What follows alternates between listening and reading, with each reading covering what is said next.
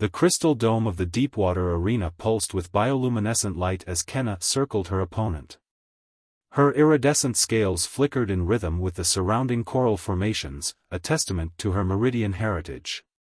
For centuries, her species had ruled these depths, their bodies evolved to withstand crushing pressures that would kill most sentient beings. The challenger, a muscled Tritonian, brandished his plasma-enhanced trident with practiced confidence. Like all who had come before, he believed he could dethrone the champion of the abyss. Like all who had come before, he would fail. Kenna's gills flared as she assessed his stance.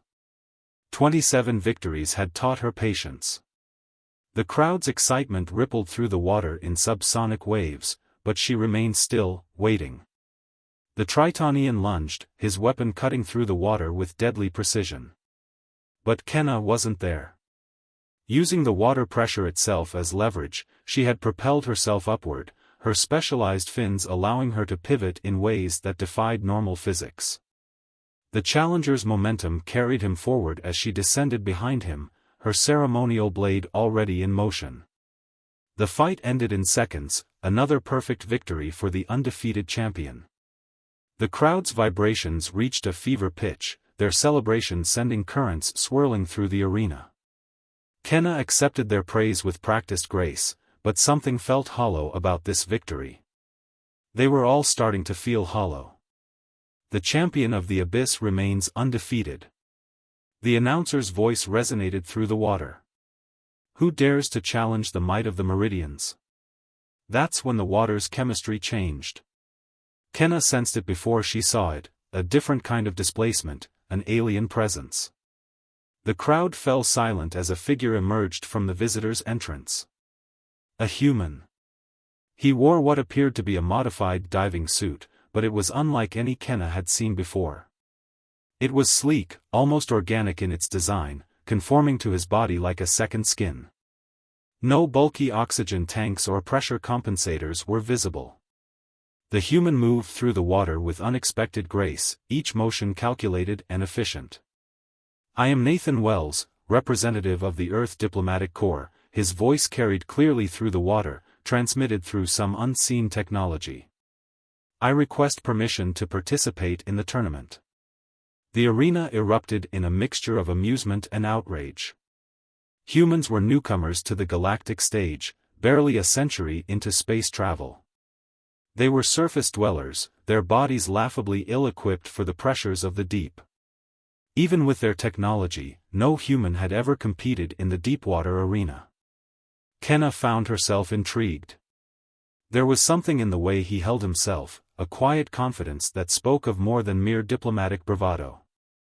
His eyes met hers across the arena, and she felt an unexpected current of challenge in his gaze.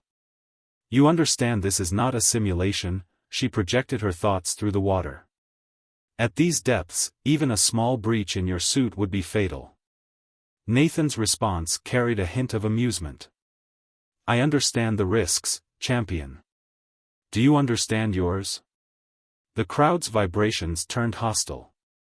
No one spoke to their champion with such presumption. But Kenna raised her blade in acceptance before the officials could intervene. Very well, human. Show me what makes your species so confident. As they took their positions, Kenna noticed something odd. Nathan carried no weapons. His suit bore no visible armor or defensive systems. Either this was supreme arrogance or... The signal to begin pulsed through the water.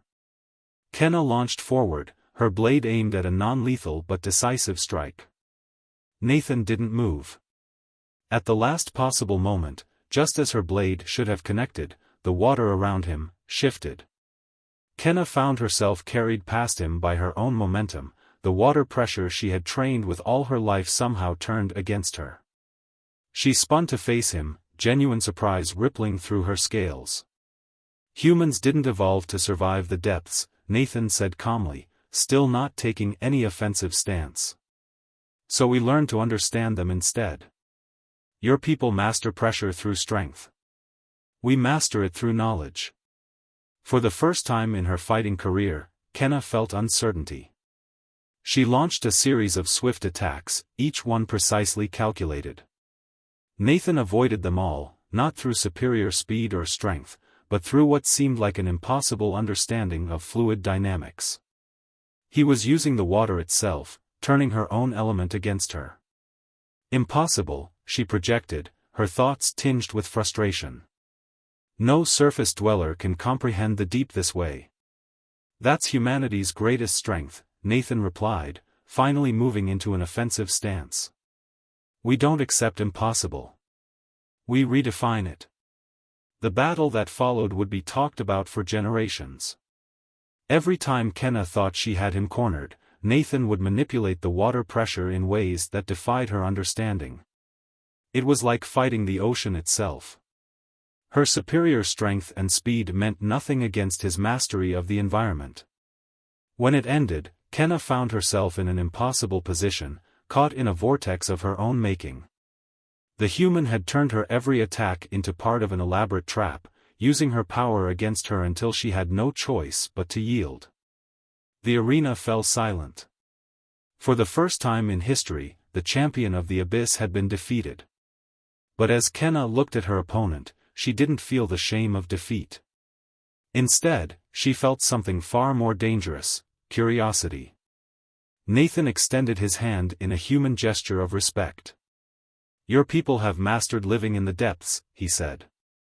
Perhaps it's time to learn mastering the depths themselves. Kenna took his hand, feeling the strange warmth of it even through his suit. Perhaps, she agreed, it's time for both our species to learn from each other. The water around them swirled with possibilities, and Kenna realized that this defeat might be the beginning of her greatest victory, if she was brave enough to embrace it. The surface world burned Kenna's eyes. Even through the specialized membrane protecting her vision, the sunlight felt harsh and invasive. She stood on the beach of the human diplomatic compound, her scales constantly shifting to maintain moisture, watching as Nathan emerged from the facility. Your environment is uncomfortable, she stated, trying to hide her discomfort.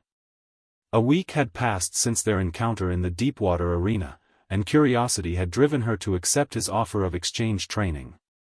Nathan smiled, his expression warming his features in a way that Kenna found strangely fascinating. That's how I felt the first time I dove to the arena's depth. Adaptation isn't about comfort, it's about persistence. He carried what looked like standard training gear, but Kenna had learned not to underestimate human equipment. Their technology often appeared simple while hiding remarkable complexity. Today, Nathan said, laying out several objects on the sand, we're going to learn about leverage. He picked up a small metal bar that seemed laughably inadequate as a weapon. Your strength is impressive, but it's also predictable. Humans learned long ago that the right technique can overcome raw power. Kenna flexed her webbed fingers, feeling clumsy in the open air. Your species compensates for its weaknesses with tools. We compensate by understanding principles, Nathan corrected. Watch. He demonstrated a series of movements that seemed to defy physics, using the bar to redirect force in unexpected ways. Your body is adapted for incredible feats underwater, but up here, you need to think differently. Over the next few hours, Nathan taught her human martial arts techniques that had evolved over thousands of years. Kenna found herself frustrated by how her natural advantages meant little on the surface, but gradually began to appreciate the elegance of the movements. Your species, she observed during a break, seems obsessed with turning disadvantages into strengths. Nathan sat beside her, respectful of her need to periodically dampen her scales. We had to be. Earth's history is filled with creatures stronger, faster, and better adapted than us. We survived by understanding rather than overwhelming. A commotion from the compound interrupted their discussion. A group of human officials emerged, led by a stern-faced woman Kenna recognized as Director Reeves. The displeasure on their faces was evident even to her alien perception. Mr. Wells, Reeves called out, her tone sharp. A word, please. Nathan stood, brushing sand from his clothes. Wait here, he told Kenna, but she could hear the tension in his voice. Though they moved some distance away, Kenna's enhanced hearing caught fragments of their heated discussion. Words like security risk and classified technology drifted across the beach. She understood then, not everyone approved of this exchange. When Nathan returned, his earlier warmth had been replaced by a careful neutrality. "Politics," he said simply. "Some people fear what they don't understand." "Your leaders doubt my intentions?" Kenna asked, feeling a familiar ripple of pride. "They doubt everyone's intentions. Humanity's history with more advanced species hasn't always been pleasant." He paused, seeming to choose his words carefully. "There are factions in your government who aren't happy about this either, aren't there?" Kenna thought of the Depth Council's reaction when she'd announced her decision to train with Nathan. Their warnings about revealing Meridian secrets to surface dwellers. "Perhaps our species are more alike than we admit. That's what worries them." Nathan picked up the training bar again. "But that's also why this is important. Ready to continue?" They trained until the sun began to set, its light painting the ocean in colors Kenna had never seen from below. She was adapting to the surface gravity, learning to move in ways that complemented rather than fought against it. Nathan proved to be a patient teacher, his corrections firm but encouraging. As they finished, Kenna noticed more officials watching from the compound windows. "Your people fear change," she observed. "Fear is natural," Nathan replied, gathering their equipment. "What matters is whether we let it control us. Tomorrow, I want to show you something, if you're willing to trust me." Kenna studied him, noting how the fading light caught the determination in his eyes. In the arena, she had seen his skill. Today, she had glimpsed his wisdom. "Trust," she said, tasting the foreign word, "is not common between our peoples. Then perhaps that's another thing we need to change." He held out his hand, echoing their moment in the arena. "What do you say, champion of the abyss? Ready to make history?" Kenna took his hand, feeling that same strange warmth. In the deepest trenches of her world, heat meant danger, volcanic vents that could boil even a Meridian's resistant flesh. But this warmth felt different. It felt like possibility. Tomorrow, she agreed, knowing that somewhere in the depths, the Depth Council would be watching, judging. But for the first time in her life, their approval seemed less important than the path before her. As she returned to the ocean that evening, diving through the familiar pressure gradients, Kenna realized that Nathan had taught her more than combat techniques. He had shown her that true strength sometimes meant being willing to embrace weakness, to learn from it, adapt to it, and ultimately transcend it. The surface world still felt alien, but perhaps that was the point. Sometimes the greatest growth came from the most uncomfortable places. Tomorrow would bring new challenges, but Kenna found herself looking forward to them with an anticipation she hadn't felt since her first arena victory. After all, as Nathan had said, humanity's greatest strength was redefining the impossible. Perhaps it was time for the Meridians to learn that lesson as well. The research facility's warning sirens pierced the pre-dawn silence, their urgent wail carrying even through the depths where Kenna waited. She watched Nathan's silhouette descend through the water column, his movements betraying unusual haste. Something was wrong. The thermal sensors picked up massive anomalies, he said as soon as he reached her depth, his voice tight even through the communication system. Multiple heat signatures rising from the Hadal Zone. Kenna's scales rippled with concern. The Hadal Zone, the deepest layer of the ocean, where even her people rarely ventured. "Show me." Nathan projected a holographic map from his suit, displaying a network of red dots moving upward from the ocean floor. Each dot represented a heat signature far larger than any known deep-sea creature. They were moving with purpose, following a pattern that spoke of intelligence. The ancients, Kenna whispered, ancient legends suddenly feeling very real. They were supposed to be myths. "Your people's myths?" Nathan asked, his scientific curiosity evident even in this tense moment. Stories of creatures that ruled these waters before the meridians evolved. Beings of such power that our ancestors could only survive by retreating to the shallower waters. Kenna studied the heat signatures with growing dread. The stories say they went into hibernation when the oceans cooled, waiting for the waters to warm again. Understanding dawned in Nathan's eyes. Global warming. Human activity has been heating the oceans for centuries. We've been waking them up. The implications hit them both simultaneously. Two species' actions, separated by centuries but combined in effect, had disturbed something ancient and powerful. Something that might view both their peoples as invaders in its domain. The Depth Council must be warned, Kenna said, already turning toward the Meridian City. Wait. Nathan caught her arm, his touch gentle but urgent. Look at their movement pattern. They're not heading for your city, they're moving toward the continental shelf. Toward human coastal populations. Kenna analyzed the projection again. He was right. The ancients were following the warmest water currents, which would lead them directly to heavily populated human coastlines. Millions would die before any evacuation could be organized. We need to stop them, Nathan said, his voice carrying that peculiarly human mix of fear and determination. Stop them? Even in our legends, the ancients couldn't be defeated. They could only be avoided. Then we'll make new legends. Nathan was already adjusting his suit's systems. Your people's strength, our technology. There has to be a way. Kenna wanted to tell him he was being foolishly optimistic, a trait she'd come to recognize as distinctly human. But these past weeks had taught her that human optimism often led to impossible achievements. The thermal vents, she said suddenly, an idea forming.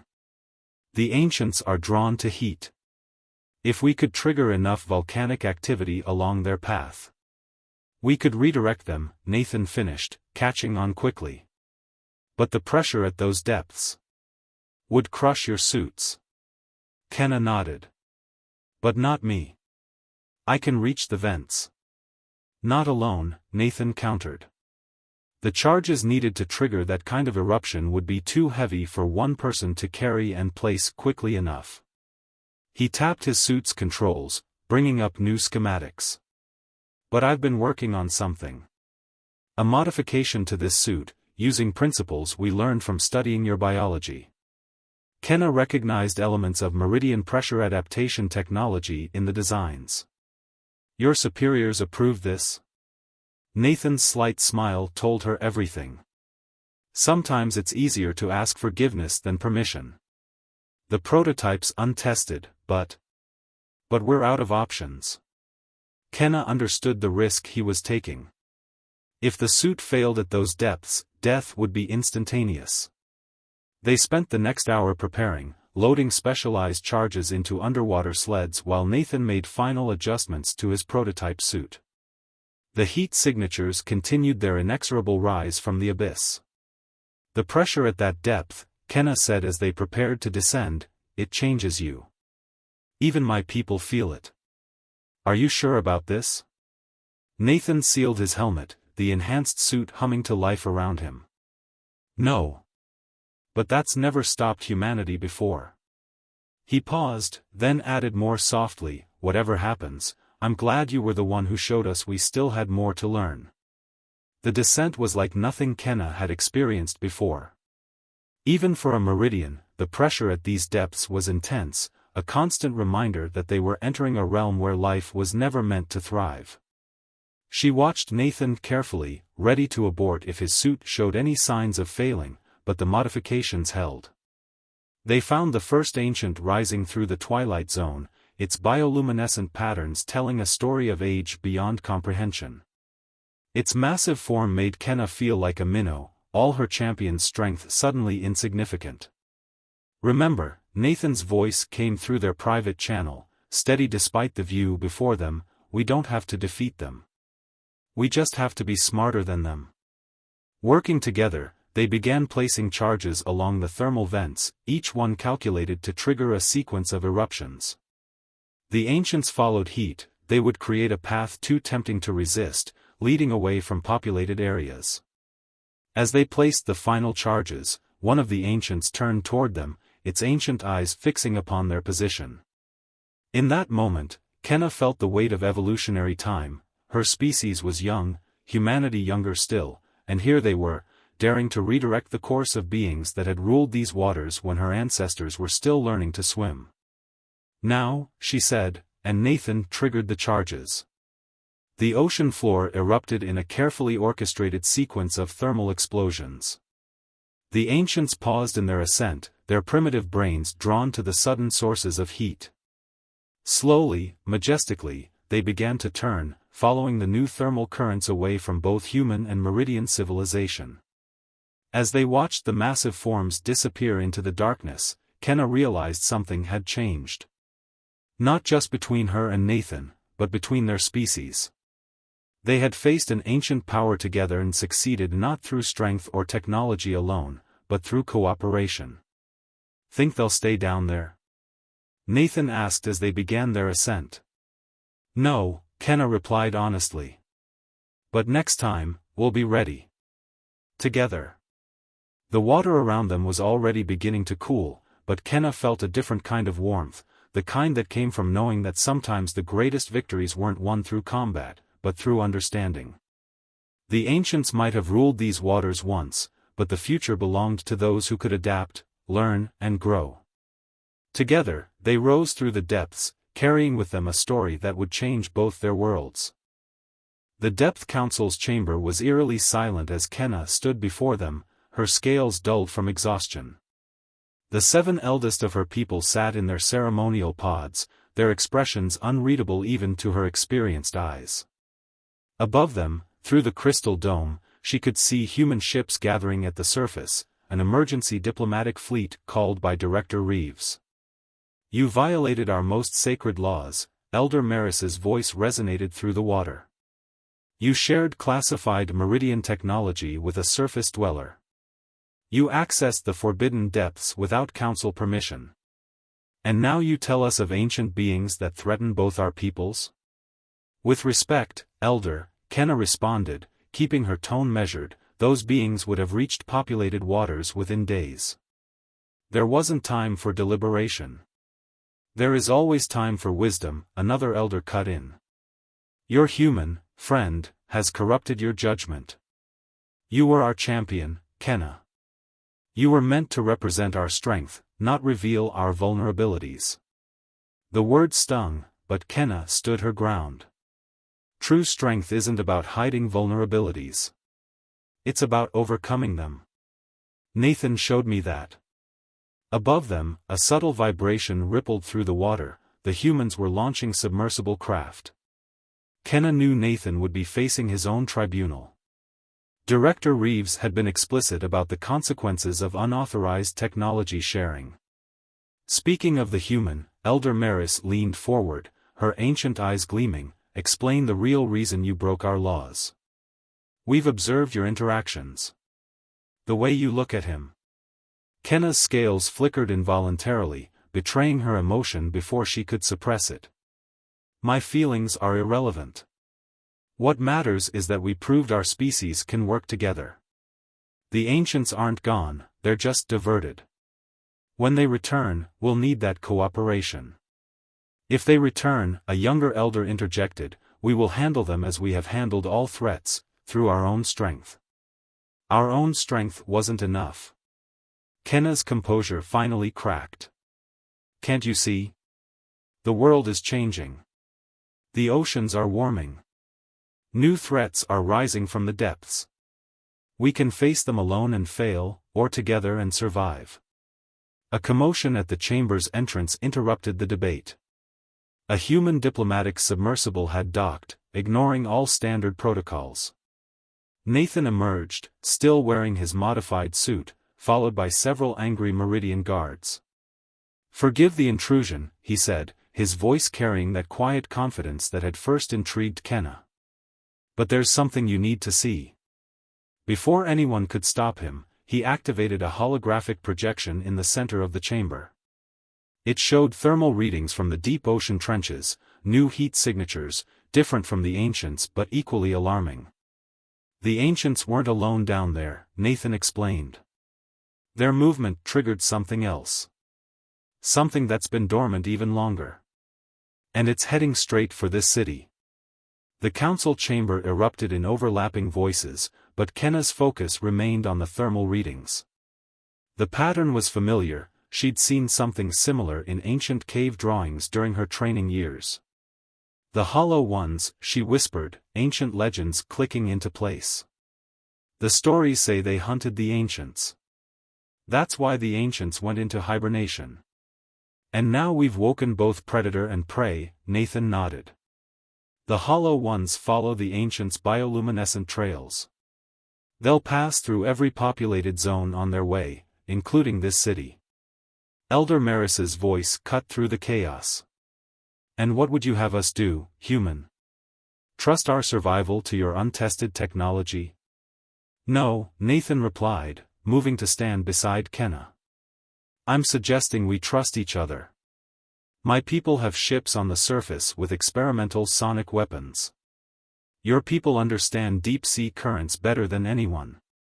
Together, we might have a chance. Kenna felt the weight of the moment.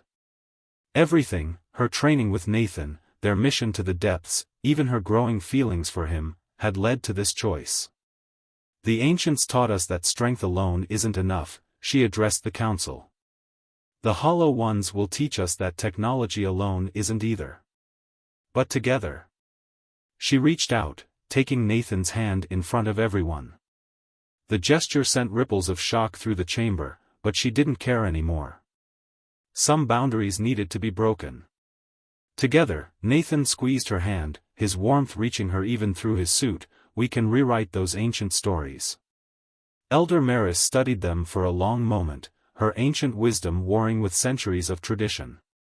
Finally, she spoke. The surface dwellers have ships waiting? Yes, Nathan confirmed. Director Reeves disagrees with my methods, but she's pragmatic. She's seen the data.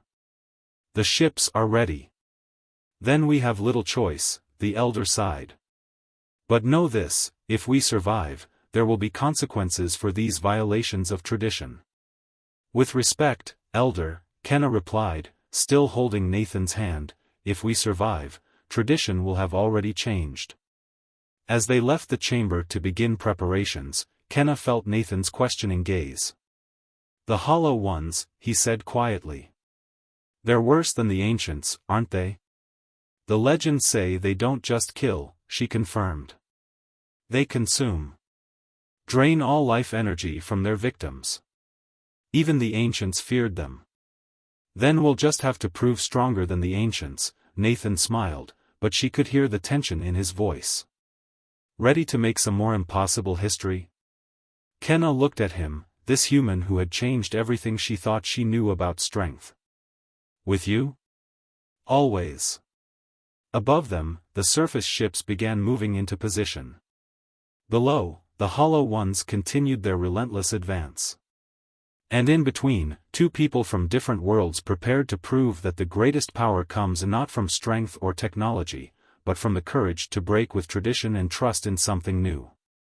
The real battle was about to begin.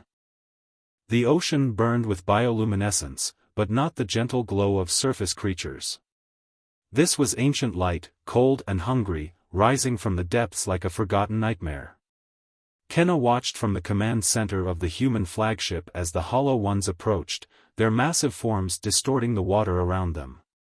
Energy readings are off the charts, a human scientist reported, her voice tense. They're literally draining the life force from everything in their path. Nathan stood at the tactical display, his modified pressure suit ready for deployment. The sonic weapons are charged. Meridian depth charges are in position. He looked at Kenna. We've got one shot at this. Director Reeves stepped forward, her stern expression softened slightly by urgency. Mr. Wells, despite your previous insubordination, command of this operation is yours. Don't make me regret this decision. Through the ship's bottom viewers, they could see the Meridian warriors taking their positions, their ceremonial armor enhanced with human technology. The sight of the two species working together still seemed strange, yet right somehow. The Hollow Ones hunt by sensing life energy, Kenna explained, her scales shifting nervously. The ancients survived by shutting down all but their most basic functions. Playing dead, essentially. But we can't evacuate entire cities in time.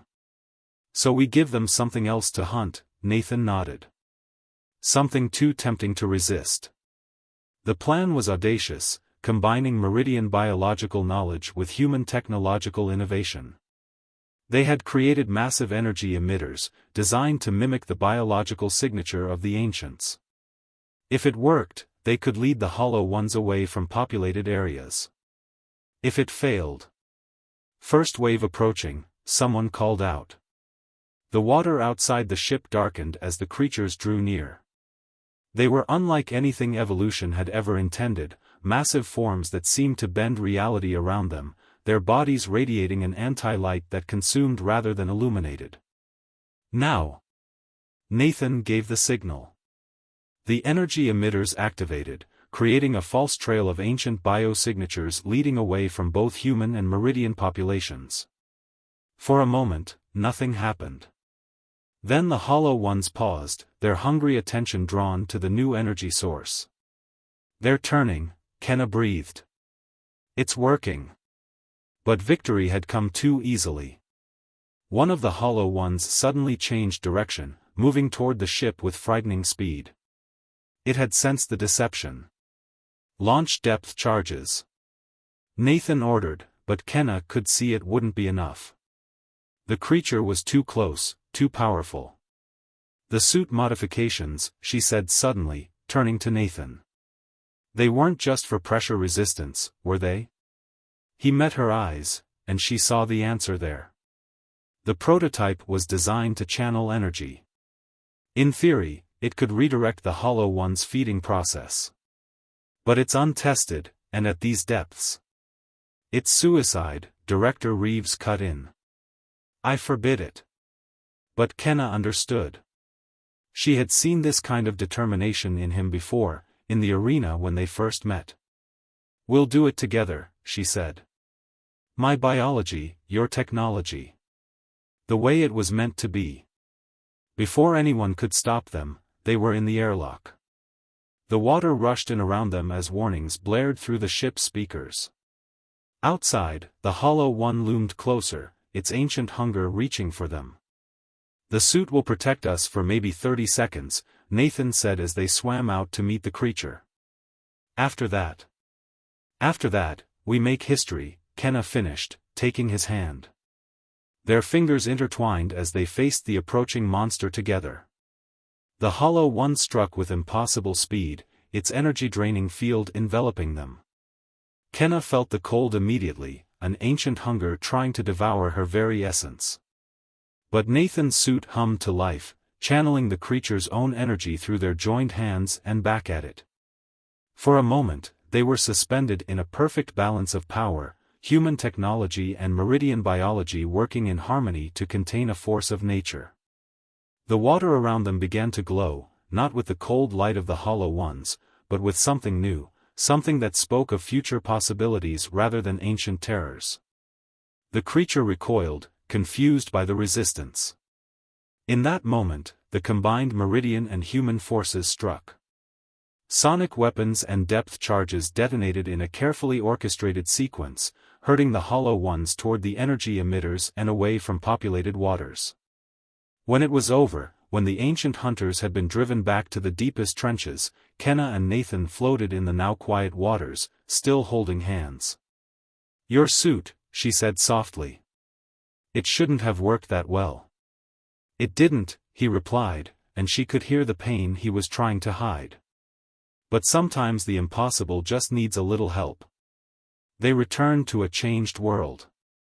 The Depth Council and human authorities had witnessed everything, two individuals from different species risking everything not just to save their own peoples, but each other. Perhaps, Elder Maris declared in the joint session that followed, it is time for new traditions. Director Reeves nodded in agreement. Our species have more to learn from each other than we realized. But Kenna barely heard them. She was watching Nathan in the medical bay as human and Meridian doctors worked together to treat his injuries. He had known the suit wouldn't fully protect him, but he had trusted that together they would find a way. Was it worth it? She asked him later, when they were alone. Nathan smiled, reaching for her hand again. Look around, he said, gesturing to where humans and Meridians worked side by side, sharing knowledge and technology openly for the first time. We did more than drive away monsters. We proved that the future belongs to those brave enough to reach for it. Kenna looked at their joined hands, different species, different worlds, but somehow fitting perfectly together. The champion of the abyss and the human who taught her a new kind of strength, she mused. What happens next? Next? Nathan's eyes sparkled with that uniquely human mix of optimism and determination. Next, we explore. There are still depths we haven't reached, mysteries we haven't solved. But this time, we face them together. Above them, ships from both species patrolled the waters in joint missions. Below, ancient creatures slumbered in the depths, reminded that they no longer ruled these seas unopposed. And in between, two people who had dared to break every rule held onto each other, proving that sometimes the greatest victories come not from strength or technology alone, but from the courage to trust in something greater than yourself. The ocean currents swirled around them, carrying the promise of new adventures, new challenges, and new possibilities. After all, they had already changed history once. Why not do it again?